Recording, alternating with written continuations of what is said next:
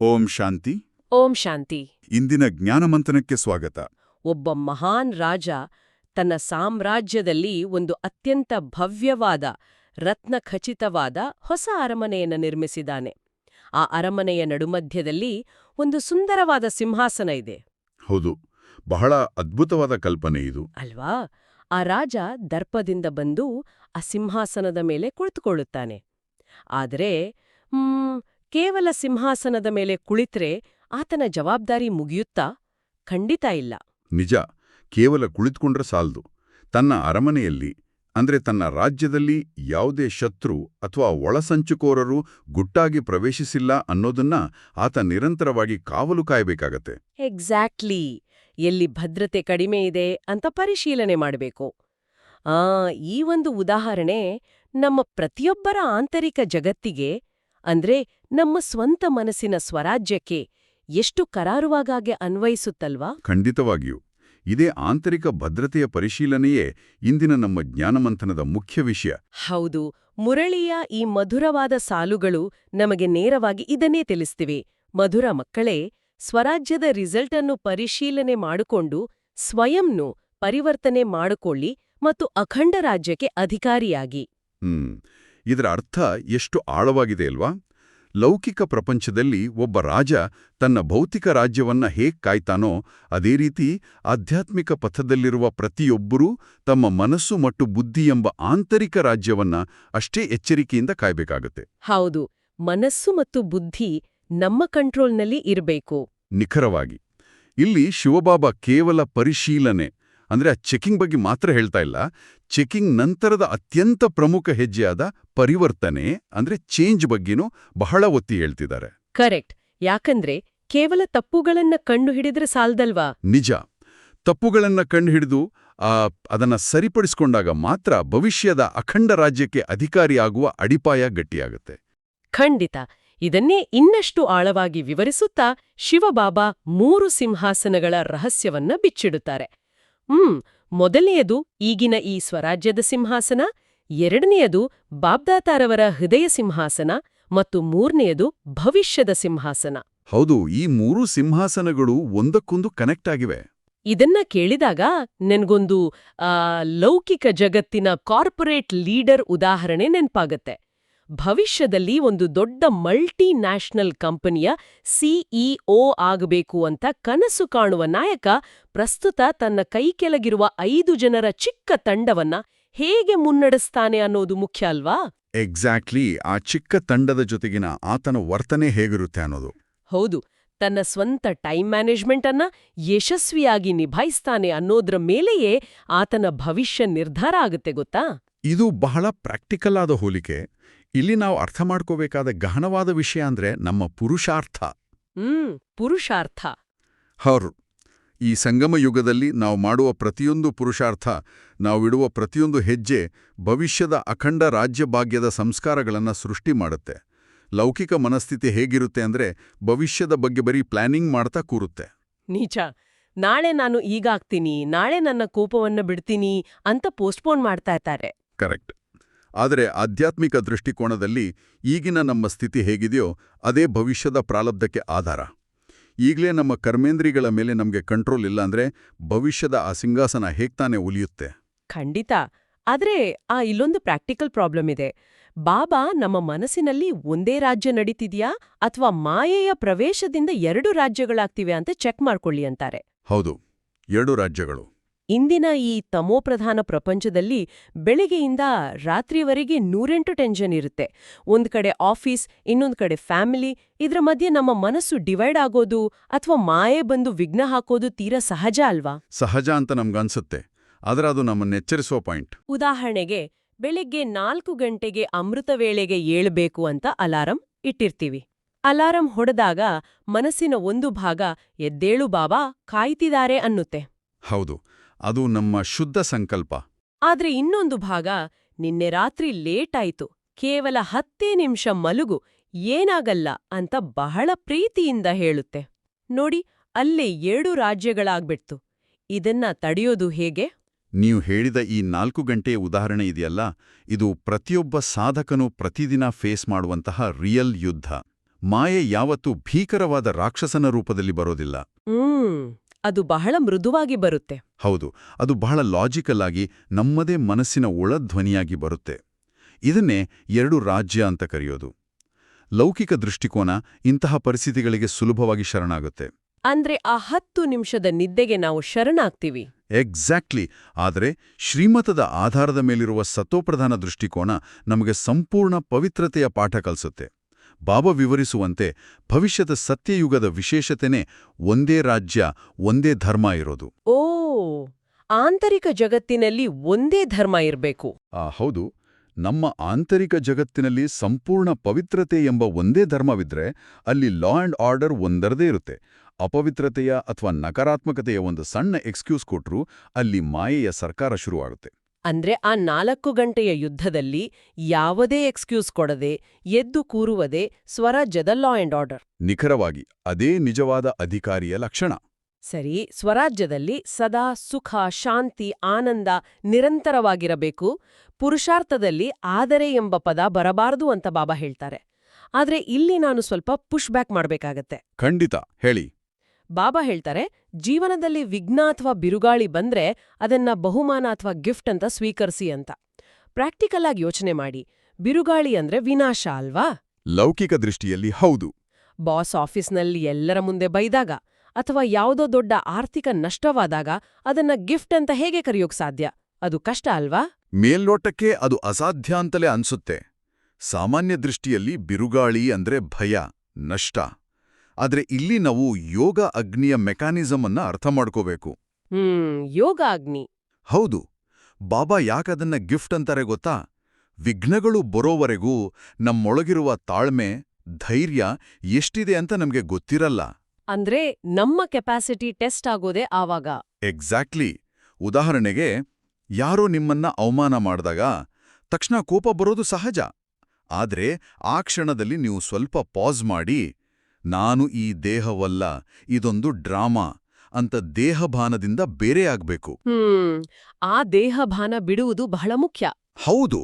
ದೇಹಭಾನದಿಂದ ಬೇರೆಯಾಗಿ ಪರಮಾತ್ಮನಿಂದ ಶಕ್ತಿಯನ್ನು ಎಳೆದುಕೊಂಡು ಆ ರಿಯಾಕ್ಟ್ ಮಾಡೋ ಎಮೋಷನ್ ಅನ್ನ ಯೋಗಾಗ್ನಿಯಲ್ಲಿ ಸುಟ್ಟಾಗ ಏನಾಗುತ್ತೆ?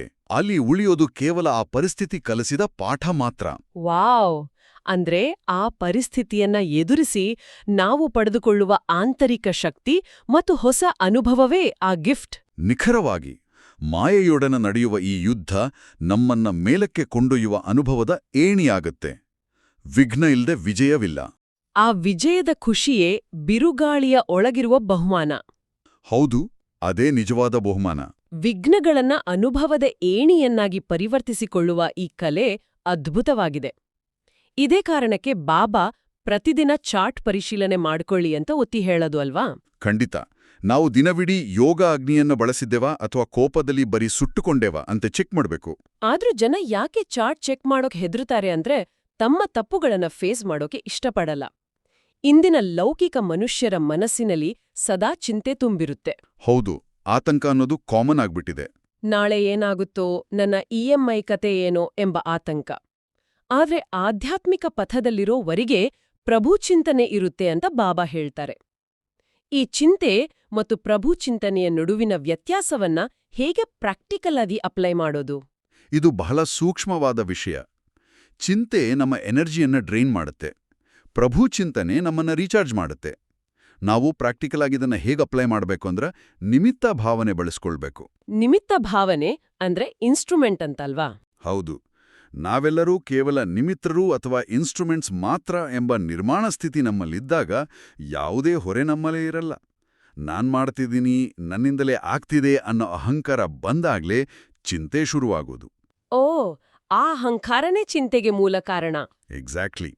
ಎಲ್ಲವನ್ನೂ ಮಾಡಿಸುವನೋ ಆ ಶಿವಬಾಬಾ ನಾನು ಕೇವಲ ಟ್ರಸ್ಟಿ ಅನ್ನೋ ಆಳವಾದ ಸ್ಮೃತಿ ಅಂದ್ರೆ ಯಾದ್ ನಮ್ಮಲ್ಲಿದ್ದಾಗ ನಾವು ಸಂಪೂರ್ಣ ನಿಶ್ಚಿಂತರಾಗ್ತೀವಿ.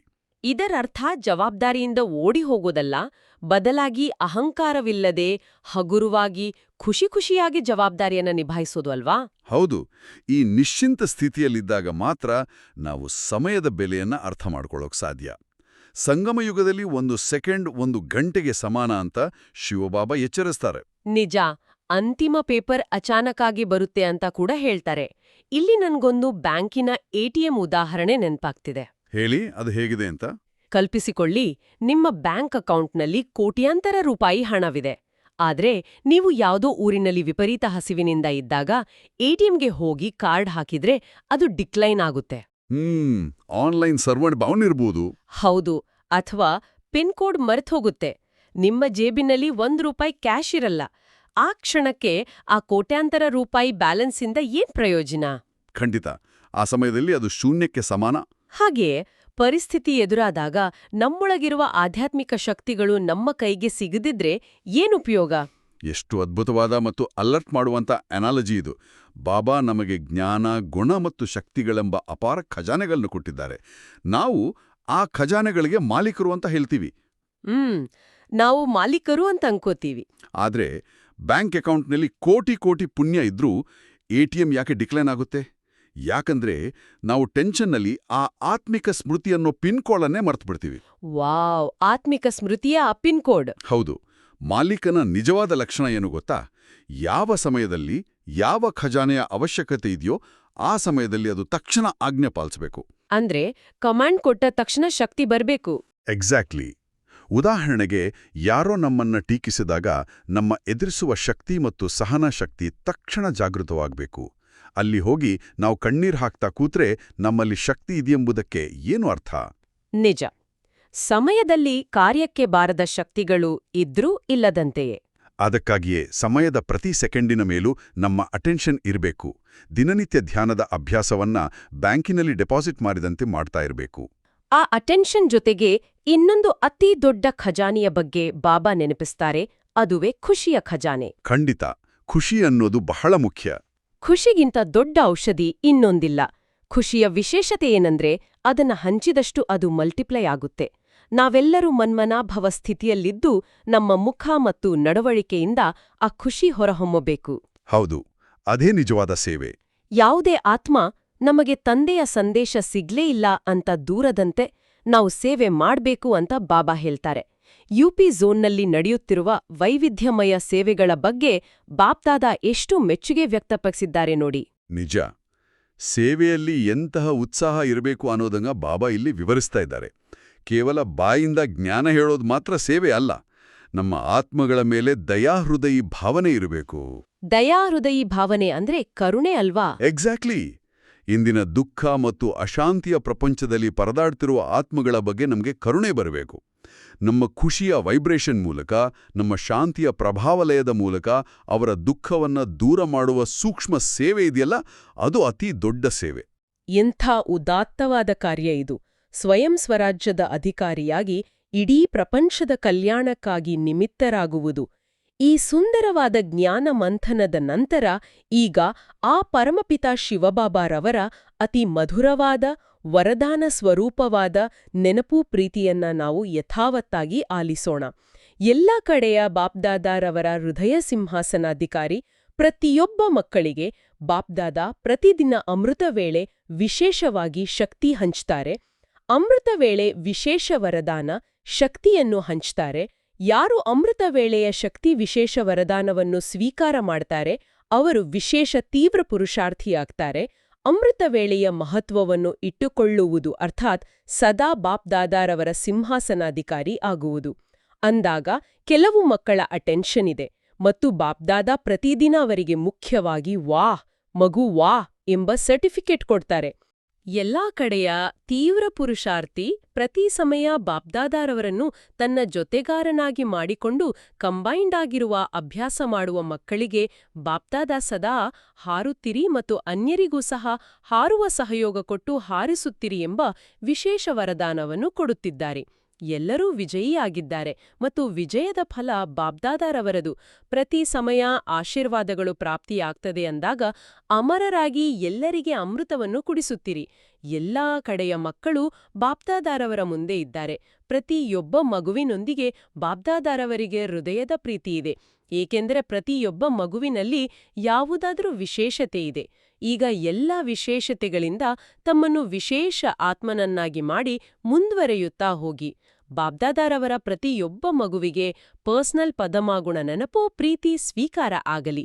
ಒಳ್ಳೆಯದು. ಈಗಂತೂ ಮಿಲನ ಮಾಡುತ್ತಿರುತ್ತೇವೆ. ನಮಸ್ತೆ. ಇಂದಿನ ವರದಾನ ಸಂಘಟನೆಯಲ್ಲಿ ಸಹಯೋಗದ ಶಕ್ತಿಯ ಮೂಲಕ ವಿಜಯಿಯಾಗುವಂತಹ ಸರ್ವರ ಶುಭಚಿಂತಕ ಭವ. ವಾವ್! ಈ ವರದಾನ ಪ್ರಾಕ್ಟಿಕಲ್ ಲೈಫ್ಗೆ ಎಷ್ಟು ಅವಶ್ಯಕ ಅಲ್ವಾ? ಖಂಡಿತ. ನಾವು ಸಂಘಟನೆಯಲ್ಲಿ ಅಂದ್ರೆ ಮನೆಯಲ್ಲಿ ಅಥವಾ ಆಫೀಸ್ನಲ್ಲಿ ಒಟ್ಟಾಗಿ ಕೆಲಸ ಮಾಡುವಾಗ ಭಿನ್ನಾಭಿಪ್ರಾಯಗಳು ಬರೋದು ಕಾಮನ್. ಆದರೆ ನಾನು ವಿಜಯಿಯಾಗಿ ತೋರಿಸ್ತೀನಿ ಅನ್ನೋ ದೇಹಭಾನದ ಬದಲು ಎಲ್ಲರ ಬಗ್ಗೆಯೂ ಶುಭಭಾವನೆ ಇಟ್ಕೊಳ್ಬೇಕು. ಎದುರಿನವರು ತಪ್ಪು ಮಾಡಿದ್ರೂ ಕೂಡ ಶುಭ ಚಿಂತನೆಯನ್ನೇ ಇಟ್ಕೊಳ್ಬೇಕು ಅಲ್ವಾ? ಎಕ್ಸಾಕ್ಟ್ಲಿ. ಎದುರಿನವರು ತಪ್ಪು ಮಾಡಿದ್ರೂ ಅವರ ಬಗ್ಗೆ ಶುಭ ಚಿಂತನೆಯನ್ನೇ ಇಟ್ಕೊಂಡು ಸಹಯೋಗ ನೀಡಿದಾಗ ಆ ಸಹಯೋಗದ ಶಕ್ತಿ ದೊಡ್ಡ ಮ್ಯಾಜಿಕ್ ಮಾಡುತ್ತೆ. ಆದ್ರೆ ಎಲ್ಲರ ಬಗ್ಗೆ ಶುಭ ಚಿಂತಕರಾಗಬೇಕು ಅಂದ್ರೆ ನಾವು ಅವರಿಂದ ಯಾವುದೇ ಎಕ್ಸ್ಪೆಕ್ಟೇಷನ್ ಇಟ್ಕೊಳ್ಬಾರ್ದು. ಅದು ನಮ್ಮ ಇಂದಿನ ಸ್ಲೋಗನ್ಗೆ ಪರ್ಫೆಕ್ಟ್ ಆಗಿ ಲಿಂಕ್ ಆಗುತ್ತೆ. ಹೌದು. ಇಂದಿನ ಸ್ಲೋಗನ್ ಏನ್ ಹೇಳುತ್ತೆ ಅಂದ್ರೆ, ಯಾವುದೇ ಇಚ್ಛೆಯು ಒಳ್ಳೆಯವರನ್ನಾದ್ರೂ ಬಿಡುವುದಿಲ್ಲ, ಆದ್ದರಿಂದ ಇಚ್ಛಾ ಮಾತ್ರಂ ಅವಿದ್ಯ ಆಗಿರಿ. ಆದ್ರೆ ಇಲ್ಲೊಂದು ದೊಡ್ಡ ಡೌಟ್ ಬರುತ್ತೆ. ಖಂಡಿತ ಕೇಳಿ. ಇಚ್ಛಾ ಮಾತ್ರಂ ಅವಿದ್ಯಾ ಅಂದ್ರೆ ಯಾವುದೇ ಇಚ್ಛೆ ಇಲ್ಲದಿರೋದು ಅಂತ. ಯಾರಿಗಾದ್ರೂ ಪ್ರಮೋಷನ್ ಬೇಕು ಅಥವಾ ಮಕ್ಕಳಿಗೆ ಒಳ್ಳೆ ಎಜುಕೇಷನ್ ಕೊಡಿಸ್ಬೇಕು ಅನ್ನೋ ಇಚ್ಛೆನೇ ಇಲ್ಲ ಅಂದ್ರೆ ನಾವು ಲೈಫ್ನಲ್ಲಿ ಪ್ಯಾಸಿವ್ ಆಗ್ಬಿಡಲ್ವಾ? ಕರ್ಮ ಮಾಡೋಕೆ ಮೋಟಿವೇಶನ್ ಎಲ್ಲಿಂದ ಬರುತ್ತೆ? ಇದು ಬಹಳ ಮುಖ್ಯವಾದ ಪ್ರಶ್ನೆ. ಇಚ್ಛಾ ಮಾತ್ರಂ ಅವಿದ್ಯಾ ಅಂದ್ರೆ ಸೋಮಾರಿಗಳಾಗೋದಲ್ಲ ಅಥವಾ ಜವಾಬ್ದಾರಿ ಬಿಡೋದಲ್ಲ. ಇದರ ನಿಜವಾದ ಅರ್ಥ ವೈರಾಗ್ಯ ವೃತ್ತಿ. ವೈರಾಗ್ಯ ವೃತ್ತಿ ಅಂದ್ರೆ ಆಸಕ್ತಿ ಇಲ್ದಿರೋದಲ್ವಾ? ಅಂದ್ರೆ ನೀವು ಕರ್ಮವನ್ನ ಅತ್ಯಂತ ಶ್ರೇಷ್ಠವಾಗಿ ಮಾಡ್ತೀರಾ, ಆದ್ರೆ ಆ ಕರ್ಮದ ಫಲವಾಗಿ ಬರುವ ಕೀರ್ತಿ, ದುಡ್ಡು ಅಥವಾ ಜನರ ಪ್ರಶಂಸೆಗಾಗಿ ಒದ್ದಾಡಲ್ಲ. ನನಗೆ ಈ ವಸ್ತು ಬೇಕೇ ಬೇಕು, ಇದು ಸಿಗ್ದಿದ್ರೆ ನಾನು ಖುಷಿಯಾಗಿರಲ್ಲ ಅನ್ನೋ ಆ ಅಟ್ಯಾಚ್ಮೆಂಟ್ ಇದೆಯಲ್ಲ, ಅದರಿಂದ ಮುಕ್ತರಾಗೋದು. ಫಲದ ಮೇಲಿನ ಅಟ್ಯಾಚ್ಮೆಂಟ್ ಬಿಡೋದು. ಎಕ್ಸಾಕ್ಟ್ಲಿ. ಯಾವಾಗ ನಾವು ನಿಷ್ಕಾಮ ಕರ್ಮ ಮಾಡ್ತೀವೋ ಆಗ ನಮ್ಮ ಒಳ್ಳೆಯತನ ಯಾವತ್ತೂ ಕಲುಷಿತ ಆಗಲ್ಲ. ಎಲ್ಲವೂ ಶಿವಬಾಬಾರವರ ಇಚ್ಛೆಯಂತೆ ನಡೀತಿದೆ ಅನ್ನೋ ಅರಿವಿದ್ದಾಗ ನಾವು ಪ್ರಪಂಚದ ಅತ್ಯಂತ ಆಕ್ಟಿವ್ ಮತ್ತು ಎಫೆಕ್ಟಿವ್ ಮನುಷ್ಯರಾಗ್ತೀವಿ, ಆದ್ರೆ ಒಳಗಿನಿಂದ ಸಂಪೂರ್ಣ ಡಿಟ್ಯಾಚ್ಡ್ ಆಗಿರ್ತೀವಿ. ವಾವ್! ಅಂದ್ರೆ ಫಲಾಪೇಕ್ಷೆ ಇಲ್ಲದ ಕರ್ಮವೇ ನಿಜವಾದ ವೈರಾಗ್ಯ. ಇದು ಇಂದಿನ ಅವ್ಯಕ್ತ ಇಶಾರೆಗೆ ನಮ್ಮನ್ನ ಕರೆದೊಯ್ಯುತ್ತೆ. ಇಂದಿನ ಅವ್ಯಕ್ತ ಇಶಾರೆ ಮಹಾನರಗಾಗುಲು, ಮಧುರತೆ ಮತ್ತು ನಮ್ರತೆಯ ಗುಣಧಾರಣೆ ಮಾಡಿ. ಹೌದು, ಮಧುರತೆ ಮತ್ತು ನಮ್ರತೆ. ಇದು ಕೇಳೋಕೆ ಬಹಳ ಸಿಂಪಲ್ ಅನ್ಸುತ್ತೆ, ಆದ್ರೆ ನಾವು ಕೇವಲ ಮಾತಿನಲ್ಲಿ ಸಿಹಿಯಾಗಿದ್ರೆ ಸಾಕಾ? ಖಂಡಿತ ಇಲ್ಲ. ಮಾರುಕಟ್ಟೆಯಿಂದ ತಂದ ಸಿಹಿಯನ್ನ ತಿಂದ್ರೆ ಬಾಯಿ 5 ನಿಮಿಷ ಮಾತ್ರ ಸಿಹಿಯಾಗಿರುತ್ತೆ. ಆದ್ರೆ ನಮ್ಮ ದೃಷ್ಟಿ, ನಮ್ಮ ಮಾತು ಮತ್ತು ನಮ್ಮ ಪ್ರತಿಯೊಂದು ಕರ್ಮ ಮಧುರವಾದಾಗ ಅದು ನಮ್ಗೆ ಮಾತ್ರವಲ್ಲ, ನಮ್ಮ ಸಂಪರ್ಕಕ್ಕೆ ಬರುವ ಪ್ರತಿಯೊಬ್ಬರಿಗೂ ಶಾಶ್ವತವಾದ ಖುಷಿ ಕೊಡುತ್ತೆ. ನಮ್ರತೆಯ ಬಗ್ಗೆನೂ ಹೇಳಿದ್ದಾರೆ ಅಲ್ವಾ? ಹೌದು. ನಮ್ರತೆ ಅನ್ನೋದು ವೀಕ್ನೆಸ್ ಅಲ್ಲ. ಯಾರು ಒಳಗಿನಿಂದ ಸಂಪೂರ್ಣ ಭರ್ತಿಯಾಗಿರ್ತಾರೋ ಅವರು ಮಾತ್ರ ನಮ್ರವಾಗಿರಲು ಸಾಧ್ಯ. ಅದೇ ಮಹಾನತೆಯ ಲಕ್ಷಣ. ಖಂಡಿತ. ಎಂಥ ಅದ್ಭುತವಾದ ಮಂಥನ ಇದು. ಈ ಎಲ್ಲಾ ರಹಸ್ಯಗಳನ್ನ ಕೇವಲ ಬುದ್ಧಿಯಲ್ಲಿಟ್ಕೊಂಡ್ರೆ ಸಾಲ್ದು, ಅದನ್ನ ಅನುಭವ ಮಾಡ್ಬೇಕು ಅಲ್ವಾ? ನಿಜ. ಅನುಭವವೇ ಆಧಾರ. ಬನ್ನಿ, ಈಗ ನಾವು ನಮ್ಮ ಮನಸ್ಸನ್ನ ಸಂಪೂರ್ಣವಾಗಿ ಶಾಂತಗೊಳಿಸೋಣ. ನಿಮ್ಮ ಕುಳಿತಿರುವ ಭಂಗಿಯನ್ನ ಸ್ವಲ್ಪ ಸಡಿಲಗೊಳಿಸಿ, ನಮ್ಮ ಸಂಭಾಷಣೆಯ ವೇಗವನ್ನ ತಗ್ಗಿಸಿ, ಶಬ್ದಗಳನ್ನ ಮೃದುಗೊಳಿಸಿ ಒಂದು ಸಣ್ಣ ಧ್ಯಾನದ ಅಭ್ಯಾಸವನ್ನ ಮಾಡೋಣ. ಹೌದು. ದಯವಿಟ್ಟು ಎಲ್ಲರೂ ಹಾಯಾಗಿ ಕುಳಿತುಕೊಳ್ಳಿ. ನಿಮ್ಮ ಗಮನವನ್ನ ಹೊರಜಗತ್ತಿನ ಗದ್ದಲದಿಂದ ಸಂಪೂರ್ಣವಾಗಿ ಹಿಂದಕ್ಕೆ ತೆಗೆದುಕೊಳ್ಳಿ. ನಿಮ್ಮ ಇಡೀ ದಿನದ ಜವಾಬ್ದಾರಿಗಳು, ಯೋಚನೆಗಳು, ಆತಂಕಗಳು ಆ ಎಲ್ಲವನ್ನೂ ಒಂದು ಕ್ಷಣ ಈ ಅರಮನೆಯ ಹೊರಗೆ ಬಿಟ್ಬಿಡಿ. ನಿಮ್ಮ ದೃಷ್ಟಿಯನ್ನ ನಿಮ್ಮ 2 ಹುಬ್ಬುಗಳ ಮಧ್ಯ ಕೇಂದ್ರೀಕರಿಸಿ. ಅಲ್ಲಿ ಒಂದು ಅದ್ಭುತವಾದ ಬೆಳಕನ್ನ ಅನುಭವಿಸಿ. ನಾನು ಈ ಭೌತಿಕ ದೇಹವಲ್ಲ, ನಾನು ಒಂದು ಹೊಳೆಯುವ ಚೈತನ್ಯಶೀಲ ಬಿಂದು. ಒಂದು ಅತಿ ಸೂಕ್ಷ್ಮವಾದ, ಶಾಂತ ಸ್ವರೂಪದ ಆತ್ಮ. ನನ್ನ ಆಂತರಿಕ ಸ್ವರಾಜ್ಯದ ಸಿಂಹಾಸನದ ಮೇಲೆ ನಾನು ವಿರಾಜಮಾನನಾಗಿದ್ದೇನೆ. ಪರಮಪಿತ ಶಿವಬಾಬರವರ ಪ್ರೀತಿಯ ಕಿರಣಗಳು ನನ್ನ ಮೇಲೆ ನಿರಂತರವಾಗಿ ಬೀಳುತ್ತಿವೆ. ಆ ಕಿರಣಗಳ ಸ್ಪರ್ಶದಿಂದ ನಾನು ಬಾಬ್ದಾದರವರ ಹೃದಯ ಸಿಂಹಾಸನದ ಅಧಿಕಾರಿಯಾಗುತ್ತಿದ್ದೇನೆ. ಸುತ್ತಲಿರುವ ಪ್ರತಿಯೊಂದು ಆತ್ಮದ ಬಗ್ಗೆಯೂ ಅವರು ಎಷ್ಟೇ ಭಿನ್ನವಾಗಿದ್ದರೂ ನನ್ನಲ್ಲಿ ಕೇವಲ ಶುಭ ಭಾವನೆಗಳಿವೆ. ನಾನು ಸಂಪೂರ್ಣವಾಗಿ ಇಚ್ಛಾ ಮಾತ್ರಂ ಅವಿದ್ಯಾ ಸ್ಥಿತಿಯಲ್ಲಿದ್ದೇನೆ. ನನಗೆ ಈ ಪ್ರಪಂಚದ ಯಾವುದೇ ವಸ್ತು, ವೈಭವ, ಕೀರ್ತಿಯ ಹಂಬಲವಿಲ್ಲ. ಬಾಬರವರ ಪ್ರೀತಿಯೊಂದೇ ನನ್ನ ಅತಿದೊಡ್ಡ ಖಜಾನೆ. ನನ್ನ ದೃಷ್ಟಿ ಮಧುರವಾಗಿದೆ, ನನ್ನ ಮಾತು ಮಧುರವಾಗಿದೆ. ನಾನು ನನ್ನ ಆಂತರಿಕ ಸ್ವರಾಜ್ಯದ ನಿಶ್ಚಿಂತ ಮಾಲೀಕ. ಸದಾ ಸುಖ, ಶಾಂತಿ ಮತ್ತು ಆನಂದ ನನ್ನ ಸ್ವಭಾವವಾಗಿದೆ. ಈ ದಿವ್ಯವಾದ ಶಕ್ತಿಶಾಲಿ ಸ್ವಮಾನದಲ್ಲಿ ಸ್ಥಿತರಾಗುತ್ತಾ ಬಾಬರವರ ಮಧುರ ಸ್ಮೃತಿಯಲ್ಲಿಯೇ ಸದಾಕಾಲ ಇರೋಣ. ಈ ಶಾಂತಿಯ ಅದ್ಭುತ ಅನುಭವದಿಂದ ನಿಧಾನವಾಗಿ ಹೊರಬರುತ್ತಾ ಇಡೀ ದಿನ ಇದೇ ಮಧುರವಾದ ನೆನಪಿನಲ್ಲಿ ನಾವು ನಮ್ಮ ಕಾರ್ಯಗಳನ್ನ ಮಾಡೋಣ. ನಮ್ಮ ಆಂತರಿಕ ಸಾಮ್ರಾಜ್ಯದಲ್ಲಿ ಯಾವತ್ತೂ ಮಾಯೆ ಎಂಬ ಶತ್ರು ಪ್ರವೇಶಿಸಲು ಬಿಡದೆ ಸದಾ ಶುಭವಾಗಿ, ನಿರ್ವಿಘ್ನವಾಗಿ ನಮ್ಮ ಸ್ವರಾಜ್ಯವನ್ನ ಕಾಪಾಡಿಕೊಳ್ಳೋಣ. ಹೌದು, ದಿನದ ಅಂತ್ಯದಲ್ಲಿ ಒಮ್ಮೆ ನಮ್ಮನ್ನು ನಾವು ಕೇಳಿಕೊಳ್ಳೋಣ. ಇಷ್ಟೊಂದು ಭವ್ಯವಾದ ಸ್ವರಾಜ್ಯದ ಸಿಂಹಾಸನ ಸಿಕ್ಕಿರುವಾಗ ಚಿಕ್ಕಪುಟ್ಟ ಲೌಕಿಕ ವಿಷಯಗಳಿಗೆ ನಮ್ಮ ಮನಸ್ಸನ್ನ ಯಾಕೆ ವಿಭಜಿಸಬೇಕು ಅಂತ. ನಮ್ಮ ಪಿನ್ಕೋಡನ್ನ ಸದಾ ನೆನಪಿನಲ್ಲಿಟ್ಟುಕೊಂಡು ಶಕ್ತಿಶಾಲಿಗಳಾಗಿರೋಣ.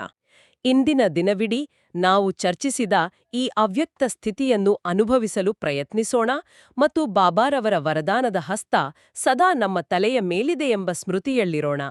ನಿಜ, ಇಂದಿನ ಈ ಚರ್ಚೆ ಎಲ್ಲರ ಆಧ್ಯಾತ್ಮಿಕ ಪಯಣಕ್ಕೆ ಸಹಕಾರಿಯಾಗಿದೆ ಎಂದು ನಾವು ನಂಬುತ್ತೇವೆ. ಎಲ್ಲರಿಗೂ ಈ ನಮ್ಮ ಮಾತುಕತೆ ಇಷ್ಟವಾದಲ್ಲಿ ದಯವಿಟ್ಟು ಈ ಜ್ಞಾನದ ಅಮೃತವನ್ನು ತಮ್ಮ ಆತ್ಮೀಯರಿಗೂ ಶೇರ್ ಮಾಡಿ. ಹೌದು, ಮತ್ತು ಇಂತಹ ದೈನಂದಿನ ಮುರಳಿ ಮಂಥನಕ್ಕಾಗಿ ನಮ್ಮ ಶಿವವಾಣಿ ಚಾನೆಲ್ ಅನ್ನು ಸಬ್ಸ್ಕ್ರೈಬ್ ಮಾಡಲು ಮರೆಯಬೇಡಿ. ಹಾಗಾದರೆ ನಾಳೆ ಮತ್ತೆ ಭೇಟಿಯಾಗೋಣ. ಅಲ್ಲಿಯವರೆಗೆ ಬಾಬಾರವರ ಸಿಹಿ ನೆನಪಿನಲ್ಲಿರಿ. ಓಂ ಶಾಂತಿ. ಓಂ ಶಾಂತಿ. ಓಂ ಶಾಂತಿ.